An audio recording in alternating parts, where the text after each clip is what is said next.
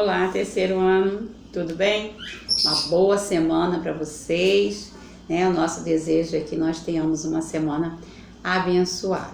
Estamos dando início à nossa aula de português. Estamos chegando, né? Hoje a gente encerra o nosso livro ativamente.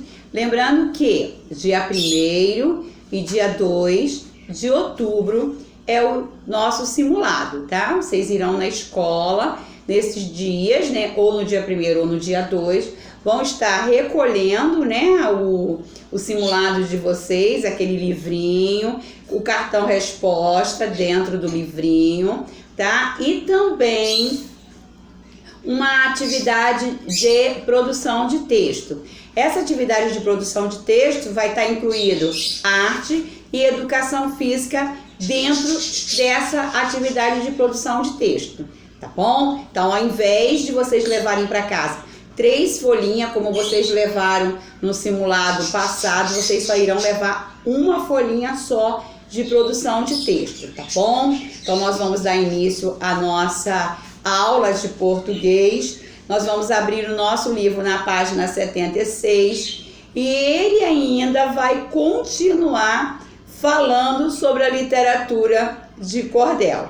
Na aula passada, né, nós falamos um pouquinho sobre a literatura de cordel. É uma atividade, né, em que o povo nordestino está acostumado, né, a ler essas poesias, esses poemas, né, e eles são vendidos em folhetos, mas na verdade, né, não foi o Brasil que começou com essa literatura. Nós temos essa cultura dos portugueses, tá? Então nós vamos abrir na página 76. Olha que lindo varal. Tudo isso é literatura de cordel. Na aula passada a tia Jorge também fez, né, no nosso vídeo, o varalzinho com alguns poemas. Repare bem que os poemas, praticamente todos eles, tem o poema, né, escrito, e tem também a imagem, a gravura, que representa esse poema. A literatura de cordel, também conhecida como folheto aqui no Brasil. É um tipo de poesia popular que é impresso e divulgado em folhetos. O nome literatura de cordel tem origem na forma de como esses folhetos são vendidos, normalmente pendurados num varal, né, num barbante, com cordas ou cordéis. Por isso que é chamada literatura de cordel, tá? Página 77. Na página 77, nós temos um poema aí de cordel. Lembrando que os poemas, as poesias, eles são o quê? Divididos em versos e um grupo, né, um conjunto de versos forma uma estrofe. A poesia ou o poema, né, de cordel, ele pode ter 2 estrofes, como ele pode ter 10, 15, 18 estrofes, tá? Isso aí depende muito, né, do autor que está escrevendo aquele poema ou aquela poesia. Outra coisa também, a maioria, né, dos poemas, das poesias, ele vem com uma rima. Nós já aprendemos o que são rimas, né? É quando a última sílaba de um verso combina com outro verso. Então nós temos aí vaca malhada e o boi mimoso. Pode prestar atenção que nós temos um poema que é formado por 2 estrofes e cada estrofe, a primeira estrofe tem 4 versos e a segunda estrofe tem 5 versos. E ela também, tem uma rima, tá? Então nós vamos ler, tem a imagem representando o poema. Lá no sertão do Nordeste, pastavam na minha palhada o meu lindo boi mimoso e a querida vaca malhada. A seca acabou com tudo, deixei o meu sertão com saudade da vaca malhada e do lindo boi mimoso, que aperto no coração. Aí vocês podem ver, tá falando da seca, né? Que ele deixou para trás, né? Que acabou com tudo. E você pode ver aí um só tem o esqueleto, a carcaça, e a árvore sem folha nenhuma por causa da seca, e um outro, né? Praticamente, né? Magrinho, aparecendo até o esqueletinho dele, né? De tão magrinho que ele tá. Repare bem que na primeira estrofe, nós temos a palavra palhada, que rima com malhada. Na segunda estrofe eu tenho sertão, que rima com coração. Então, geralmente os poemas e as poesias da literatura de cordel, ela vem acompanhada de rima. Então, tanto na página 76 quanto na página 77, nós não temos atividade nenhuma para fazer. Na página 78, nós temos um outro poema de cordel. Repara só que esse poema de cordel, ele é formado de uma estrofe só. Só que essa estrofe, ela é formada de 6 versos.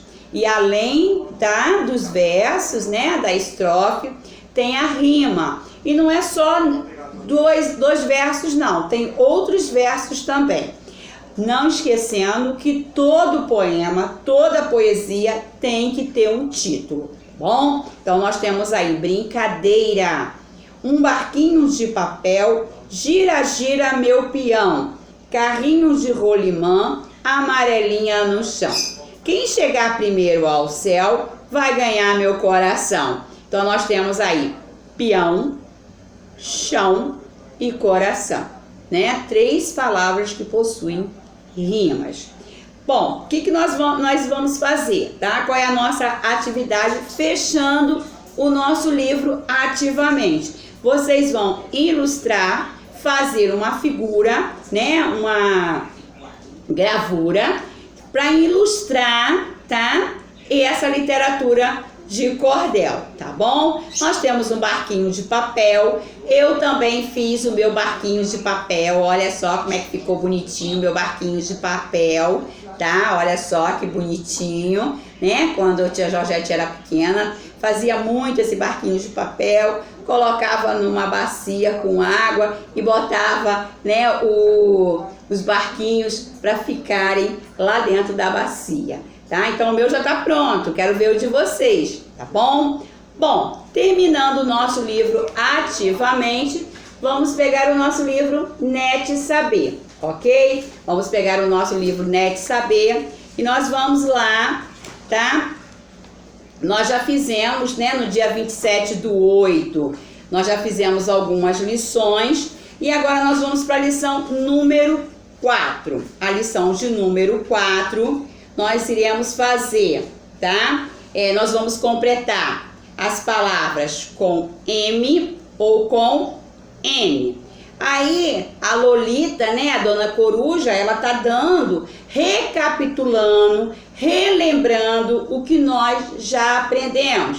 Que antes de P e B, nós usamos o quê? M. Antes de outras consoantes, nós usamos N. Nunca posso colocar N, né, aquele que tem 2 perninhas, antes do B ou do P, tá? Não pode. Então, o que vocês... no número 1 vocês vão completar, no número 2 vocês vão ler, tá? Um trava-língua, vocês vão estar lendo um trava-língua. Depois vocês vão contornar, tá? As palavras escritas com MP, tem que ser MP juntas, tá bom? Depois vocês vão ler as palavras abaixo e vão responder as 2 perguntinhas que estão, tá? Aí no número 3 e no número 4. Lição de número 5, tá? Lição de número 5, o que vocês vão estarem fazendo? Nós iremos, né, relembrar sobre verbos. Verbos são ações, né, que nós praticamos. Olha quantas ações a tia Georgette está praticando. Tia Georgette está falando, né, tia Georgette está se movimentando, tia Georgette está sentada. Então, tudo isso são verbos. Verbos são ações que nós praticamos. E vocês irão completar o texto usando as palavras que estão no quadro. As palavras que estão no quadro são verbos. Joguei, cantou, bicaram, sonhará, nasceram. Lembrando que os verbos também têm o seu tempo. Ele pode estar presente agora, pode estar no passado, né, no pretérito que já aconteceu, como também pode estar no futuro que ainda vai acontecer. Então, a lição de número 5, tá? Nós vamos relembrar sobre os verbos. Depois vocês vão observar as gravuras e vão escrever as ações que cada personagem estão praticando. E depois vocês vão colocar embaixo, tá? Quais são os verbos? Bom, a primeira figura, as meninas estão o quê? Brincando de boneca, né? E o segundo, ele está o quê? Andando de bicicleta. Aí, logo abaixo, qual é a ação? A ação é brincar, tá? E andar, ok? Lição de número 6. A lição de número 6, vocês vão completar, vocês irão completar, né? Com G ou então com GU, ok? Então, leia as palavrinhas bem devagar, porque tem hora que fica um pouco confuso, né? Então, vocês irão completar com G ou com GU. Depois, vocês vão escrever o nome da imagem, tá? Gelatina, fogueira. Depois, vocês vão ler um outro trava-língua que tem como título o relógio, tá? Vocês vão ler e depois vocês vão contornar no poema, tá? Acima as palavras escritas com que, cá e có. Também são, né, alguns sons que às vezes eu fico confuso. A tia Georgette fica confusa, você fica confuso. Será que essa palavra é com que? Será que ela é com cá? Será que ela é com có? Então, às vezes surgem algumas dúvidas. Então, vocês vão... esse texto, né, o relógio, não é uma trava-língua. A tia Georgette falou que era trava-língua, mas não é, tá? É um poema mesmo, um poema pequenininho, só com uma estrofe, mas é um poema. Então, nossa atividade do livro Né de Saber, página 4, página 5 e página 6, tá? Também a lição 4, 5 e 6. E vamos deixar, né, algumas lições ainda para a próxima aula, ok? Então fiquem com Deus, uma boa semana, Papai do Céu possa estar nos abençoando, ok? Beijo no coração de vocês.